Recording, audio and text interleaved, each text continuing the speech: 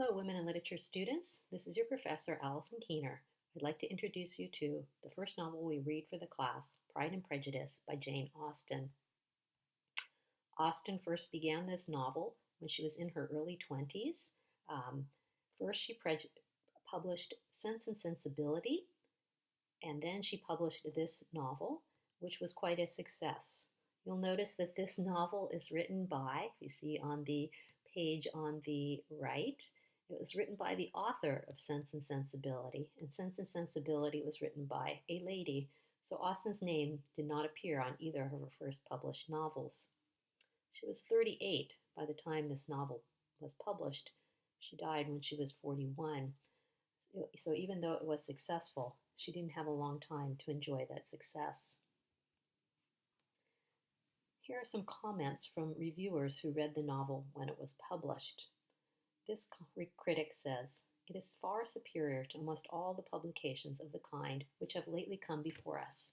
The story is well told, the characters remarkably well drawn and supported, and written with great spirit as well as vigor."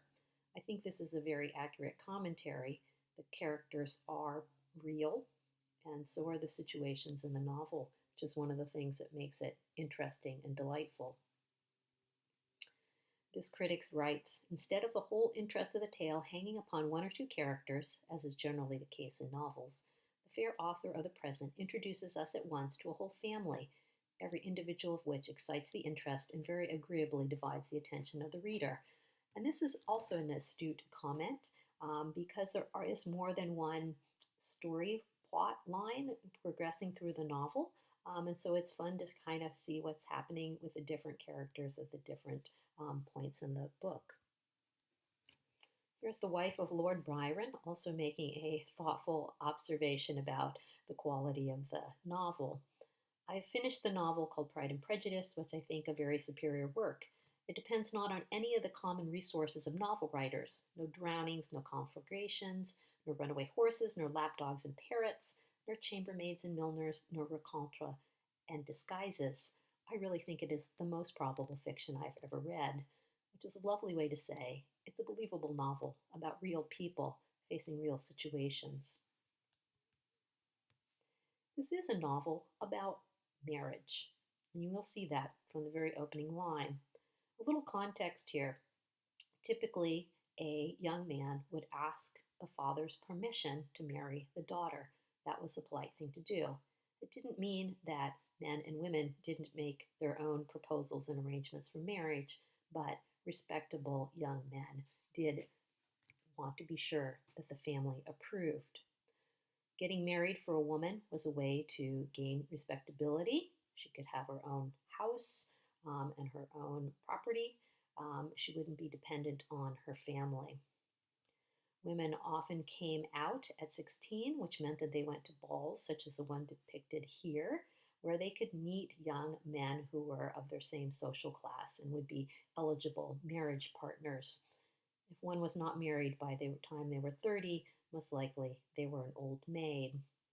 A lot of a woman's young training and education therefore focused on marriageable qualities, such as being able to dance well and sing and play music and converse.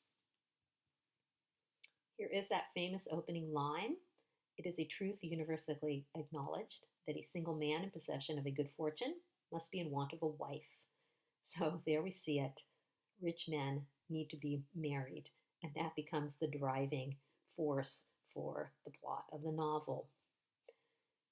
And it is a novel also about wealth and class. I think you will see how characters draw very fine distinctions among the rank of different other characters.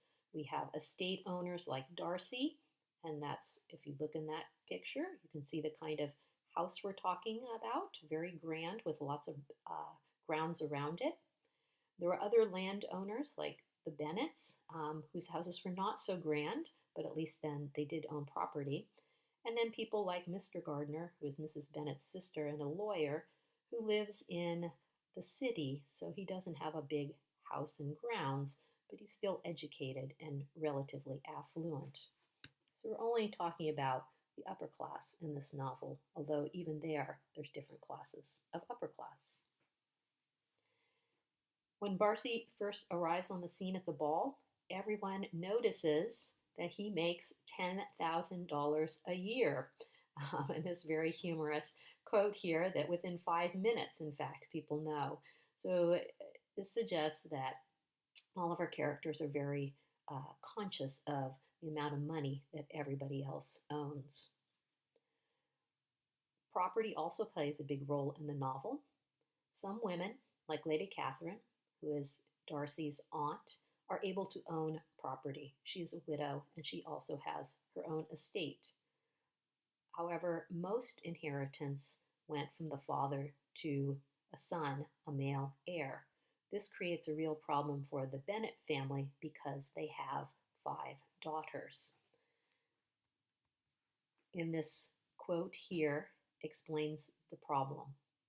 Mr. Bennet's property consisted almost entirely of an estate of $2,000 a year, which unfortunately for his daughters was entailed in default of heirs male, which means it could only be passed to a male heir on a distant relation.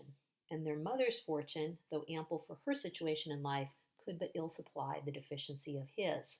So 5 daughters to get married off and really no money to give them as a dowry. This is a novel also about people and their relationships, romantic relationships. For instance, should one marry for love or for other reasons, such as to have a place to live and to be independent. So, story 2 about friendships. We'll see friendships between men, such as Darcy and Bingley, between women, such as Elizabeth Bennet and her friend Charlotte, and lots of family bonds. We see here a picture of the Bennet sisters, but even our male characters have sisters that they care about. Darcy has Georgina, Bingley has 2 sisters, and fathers and mothers also play a role in the novel. Here's just a very brief overview of some of the characters. The Bennet family, depicted here. Mr. and Mrs. Bennet, Jane, who's the oldest and the most attractive of the sisters, Elizabeth, the second sister who's got kind of the brains, if you might say Jane has the beauty, Mary, who is unfortunately a bit of a non-entity, Kitty and Lydia, who in the beginning of the novel just seem young and silly, but I think you'll see that Lydia, the youngest one, plays a key role in events. Related to the Bennets, Mr. Collins, depicted here in this picture, is the distant cousin who will eventually inherit the Bennet estate.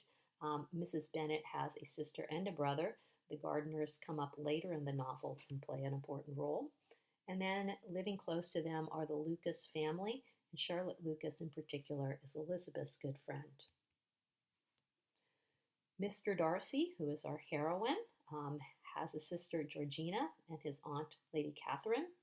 In the picture there is Charles Bingley with his 2 sisters, Miss Caroline and Mrs. Hurst. And then there's also a George Wickham who is connected to the Darcy family. When you read the novel, you'll find out how he's connected. I would highly recommend that you watch a little bit of this video clip so that you get a sense of what it was like to be alive in the late 1700s, early 1800s. You can see how people dressed. You can see how they spoke. You can see the homes that they lived in, and just kind of get a little bit more feel of what it's like. It's a short, maybe 5-minute little clip. I hope you enjoy reading the novel, and we will talk about it more online.